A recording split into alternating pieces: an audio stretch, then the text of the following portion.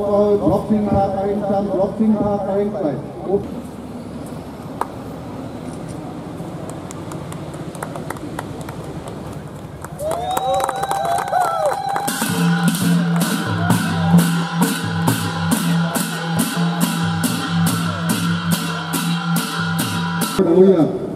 এই দায়িত্ব অৰ্পণ কৰিছিলোঁ আৰু তেখেত শহীদ চক্ৰৰ কাৰ্যসূচী সমাপন কৰিবৰ বাবে আমাৰ মাজত উপস্থিত আছে সভাপতি ঋষিকেশ শৰ্মা ডাঙৰীয়াক মৰম যাচিবৰ বাবে অনুৰোধ জনালোঁ। ধন্যবাদ।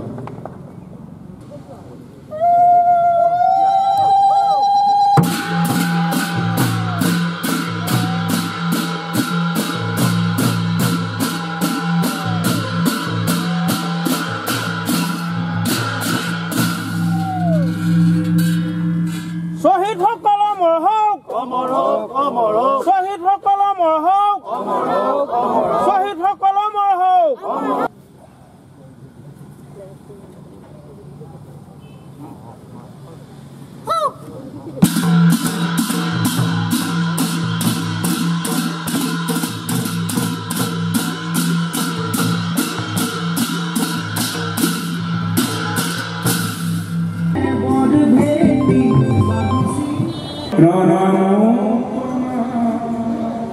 চুকাফাই হ'ল অসমৰ প্ৰথমজন অসমীয়া।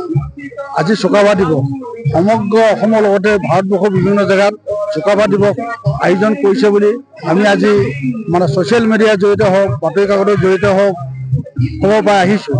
আমি ধেমাজিতো অসম যুৱ পৰিষদৰ নেতৃত্বত এই চুকাফা দিৱসটো আয়োজন কৰা হৈছে।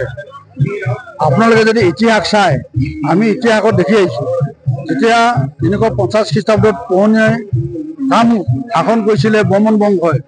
এই সময়ত তেখেতলোকৰ কাৰ্যকালতে 490 খ্ৰীষ্টাব্দত হিউৱেন চাং ভাৰতলৈ আহিছিলে আৰু তেতিয়া ৰজা হৰ্ষবৰ্ধনে কুমাৰ ভাস্কৰ বৰ্মনৰ অনুৰোধত অসম সেই পুৰণা কামৰূপলৈ হিউৱেন চাং আহিছিল। গতিকে হিউৱেন চাং অহাৰ সময়ত পুৰণা কামৰূপত অসমীয়া ভাষাত শাসন প্ৰণালী চলিছিলে। 350 খ্ৰীষ্টাব্দৰ আগত ইয়াত দাস বংশ, পাল বংশই কামৰূপ শাসন কৰিছিলে। তেতিয়াও অসমীয়া ভাষাতে শাসন প্ৰণালী চলিছিলে। 1228 খ্ৰীষ্টাব্দত চুকাফা যেতিয়া অসমলৈ আহিলে, চুকাফাই টাই ভাষাৰ জৰিয়তে ইয়াত শাসন কৰিব পাৰিলেহেঁতেন বা টাই ভাষাটো প্ৰতিষ্ঠা কৰিব পাৰিলেহেঁতেন।